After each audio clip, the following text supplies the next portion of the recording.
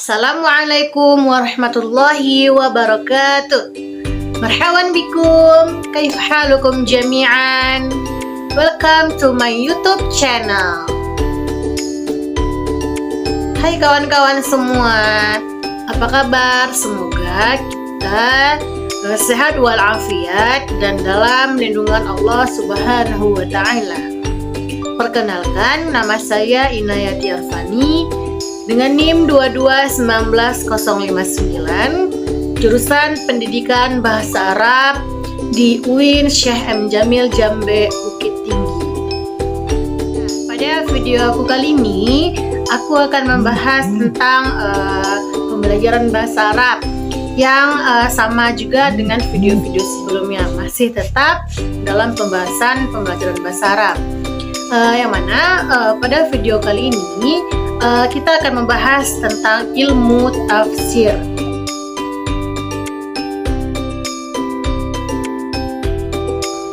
Berikut gambaran atau peta konsep dari materi yang kita bahas pada video kita kali ini. Untuk memenuhi ujian akhir semester mata kuliah aku, yaitu mata kuliah Multimedia Pendidikan.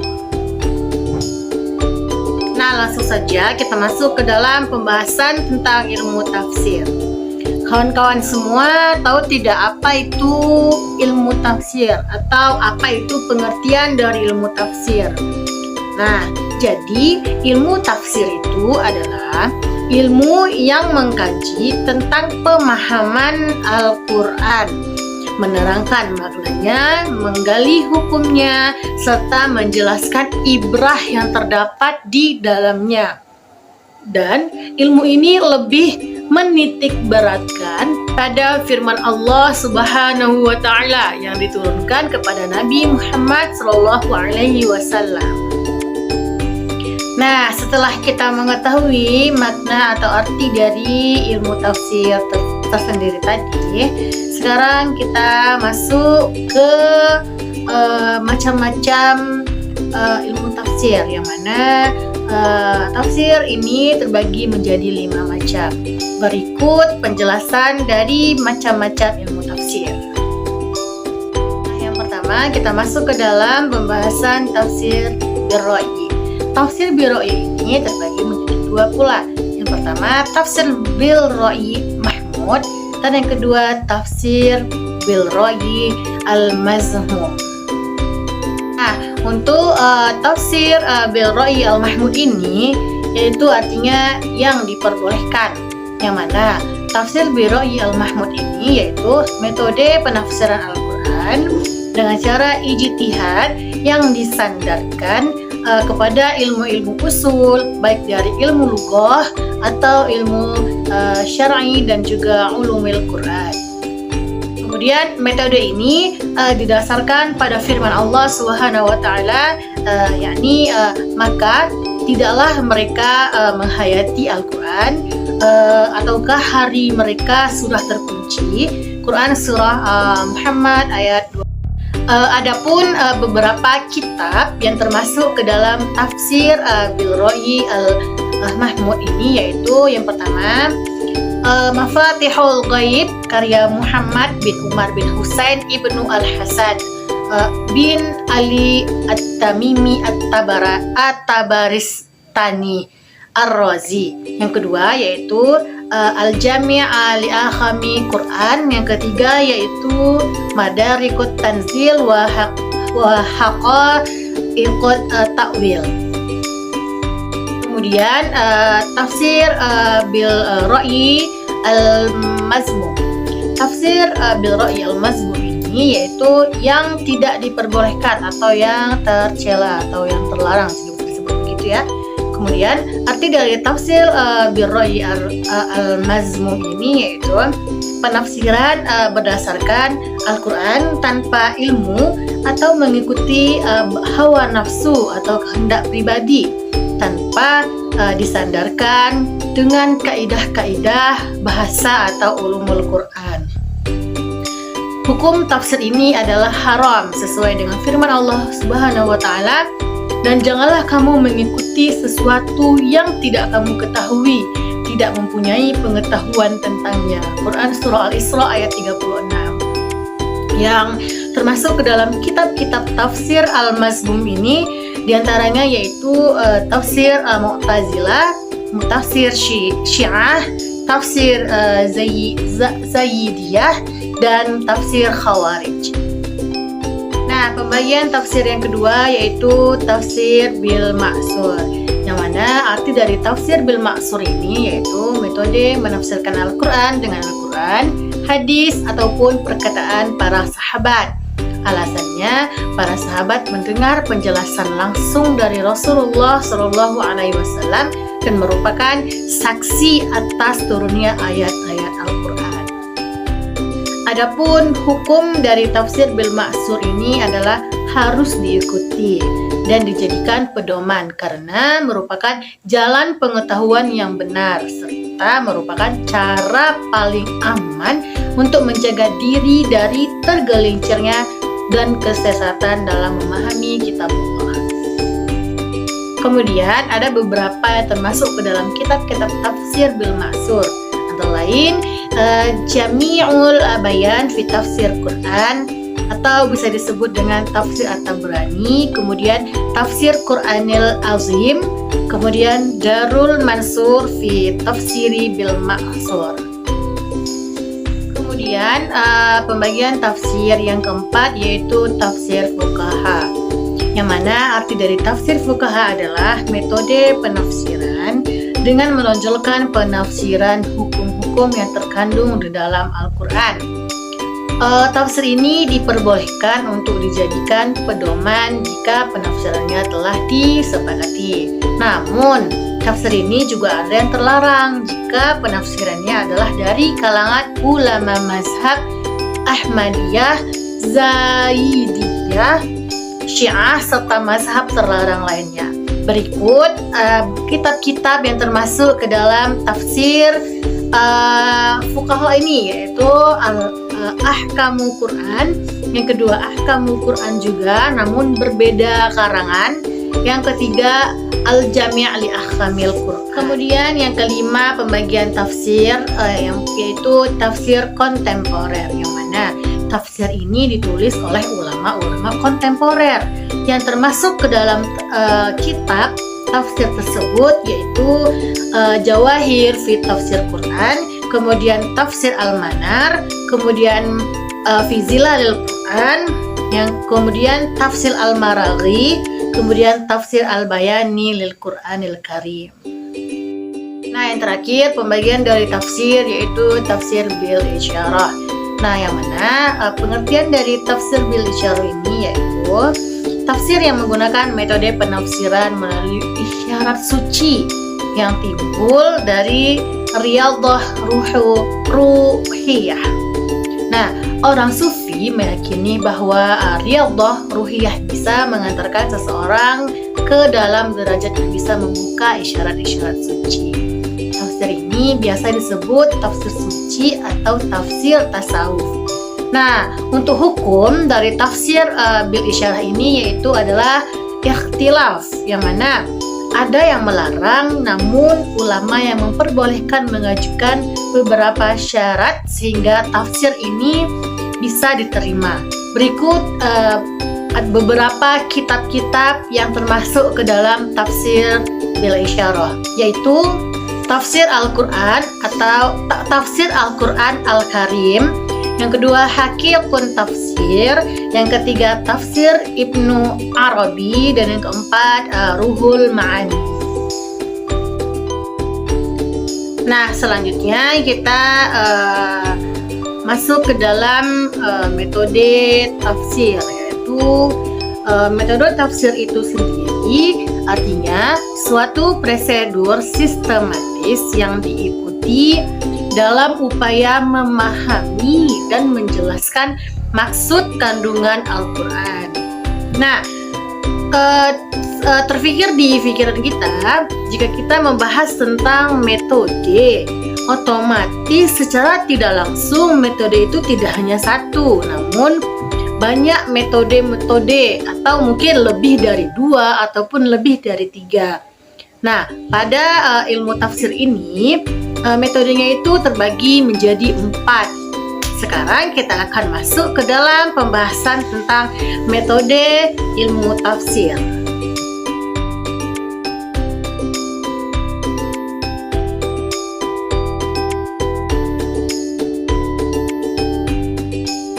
Yang pertama, metode tafsir yaitu tafsir tahlili, yang mana pengertian dari tafsir tahlili ini yaitu tafsir yang berusaha untuk menerangkan arti ayat-ayat Al-Quran dari berbagai seginya berdasarkan aturan-aturan urutan ayat atau surat dari mushaf dengan menonjolkan kandungan lafaznya, hubungan ayat-ayatnya, hubungan surat dengan surat, sebab-sebab turunnya, hadis yang berhubungan dengannya, serta pendapat-pendapat para mufassirin itu sendiri. Nah, tidak mungkin di dalam suatu metode tafsir ini tidak terdapat ciri-ciri tertentu untuk membedakan dengan metode tafsir yang lainnya.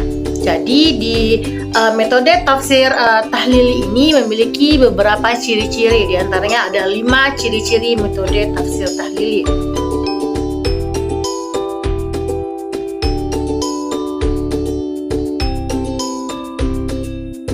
Pertama yaitu membahas segala sesuatu yang menyangkut satu ayat tersebut.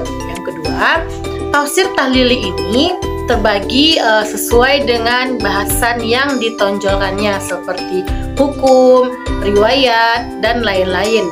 Yang ketiga, pembahasannya disesuaikan menurut urutan ayat. Maksudnya, titik beratnya adalah lafaznya, menyebutkan munasabat ayat sekaligus untuk menunjukkan wihdah Al-Quran. Yang keempat, menggunakan asbab nuzul ayat.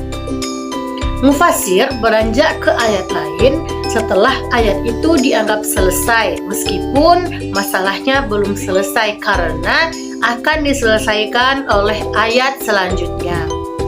Yang kelima, persoalan yang dibahas tuntas. Nah, setelah kita membahas ciri-ciri dari tafsir tahlili, sekarang kita masuk ke dalam kelebihan dan kekurangan tafsir tahlili, karena di setiap metode tafsir ataupun di setiap permasalahan ataupun dan lain-lain pasti ada kelebihan dan kekurangan.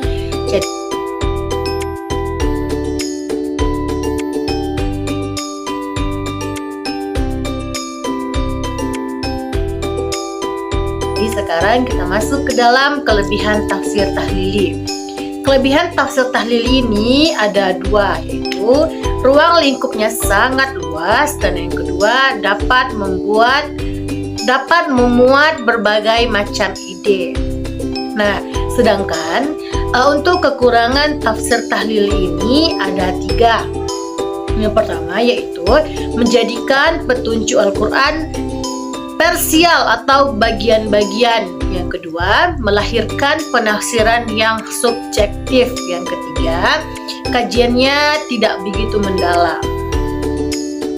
Nah, setelah kita membahas tentang metode tafsir tahlili, sekarang kita masuk ke dalam metode yang kedua, yaitu metode tafsir ijmali. Metode tafsir ijmali ini yaitu tafsir yang penafsirannya terhadap Al-Quran berdasarkan urutan-urutan ayat secara ayat per ayat, atau dengan suatu uraian yang ringkas tetapi jelas dan dengan bahasa yang sederhana, sehingga dapat dikonsumsi baik masyarakat awam maupun intelektual. Nah, sama halnya dengan tafsir tahlili yang pertama tadi, tafsir ijmali ini juga memiliki kelebihan dan kekurangan.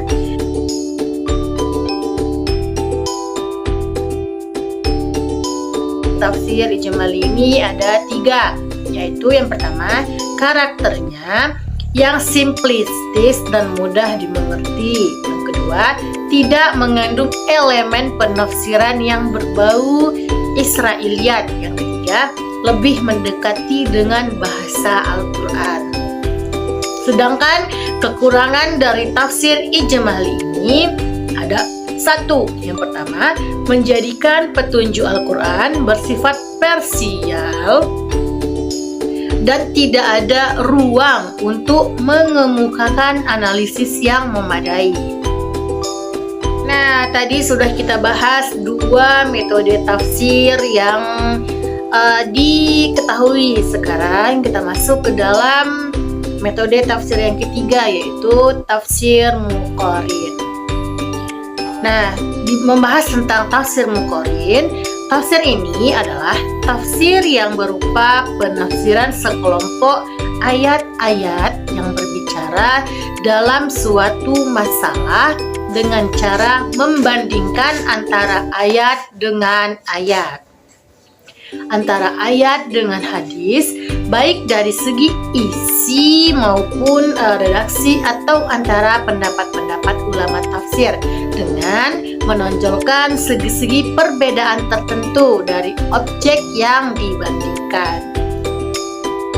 Nah, untuk tahap-tahap tafsir muqarin ini terbagi menjadi 4 tahap. Atau yang pertama yaitu menentukan sejumlah ayat yang akan ditafsirkan. Yang kedua, mengumpulkan dan mengemukakan pendapat para ulama tafsir mengenai pengertian ayat tersebut. Yang ketiga, melakukan analisis perbandingan terhadap pendapat-pendapat para mufassir. Sedangkan yang keempat, menentukan sikap dengan menerima penafsiran yang dinilai benar dan menolak penafsiran yang tidak dapat diterimanya. Nah, untuk tafsir muqarin ini juga memiliki kelebihan dan kekurangannya, sama halnya seperti metode tafsir yang sebelumnya. Nah, untuk kelebihan dari tafsir muqarin ini terdapat dalam 4 kelebihan. Yang pertama, kemampuannya dalam memberikan wawasan penafsiran yang relatif luas kepada pembaca. Yang kedua, mentoletir perbedaan pandangan sehingga dapat mencegah sikap fanatisme pada suatu aliran tertentu. Yang ketiga, memperkaya pendapat dan komentar tentang suatu ayat. Yang keempat, bagi si mufassir termotivasi untuk mengkaji berbagai ayat, hadis, dan pendapat mufassir yang lain. Sedangkan kekurangan dari tafsir muqarin ini ada 2, yaitu penafsiran dengan metode ini tidak cocok untuk pemula dikarenakan penafsirannya kurang dapat memecahkan permasalahan yang ada ataupun sedang dihadapi. Sedangkan yang kedua, cenderung hanya melihat penafsiran-penafsiran ulama terdahulu sehingga tidak menghasilkan penafsiran yang baik dan benar. Nah, untuk metode tafsir yang terakhir nih kawan-kawan, yaitu metode tafsir maudhu'i. Yang mana arti dari tafsir maudhu'i?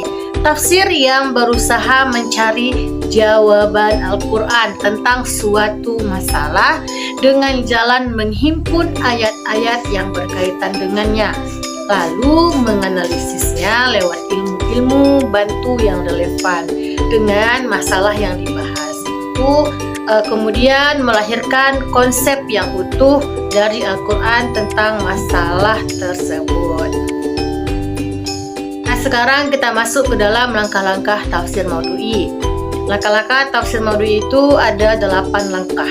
Jadi yang pertama yaitu menentukan topik bahasan. Yang kedua, menghimpun dan menetapkan ayat-ayat yang menyangkut masalah tersebut. Yang ketiga, merangkai urutan-urutan ayat yang sesuai dengan masa turunnya. Yang keempat, kajian tafsir ini merupakan kajian yang memerlukan bantuan kitab-kitab tafsir tahlili, pengetahuan tentang sebab-sebab turunnya.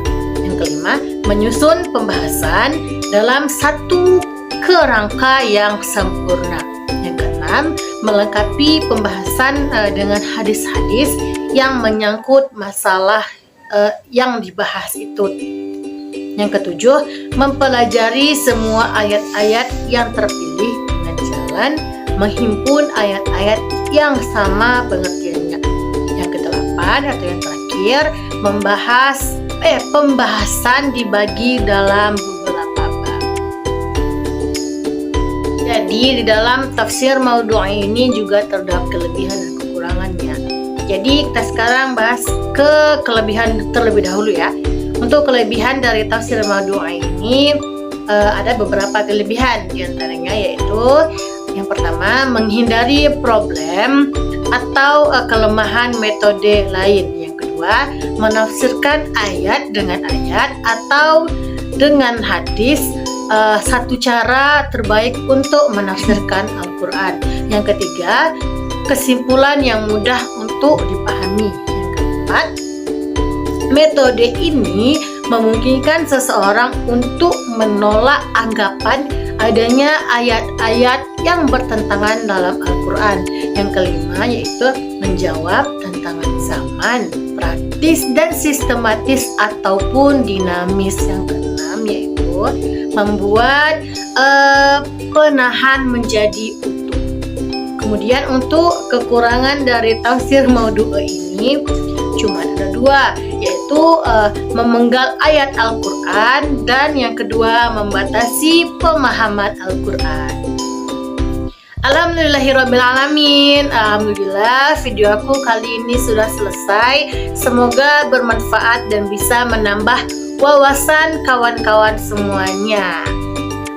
Terima kasih sudah menonton dan menyaksikan video aku. Jangan lupa like, comment, and subscribe. Dadah. Assalamualaikum warahmatullahi wabarakatuh.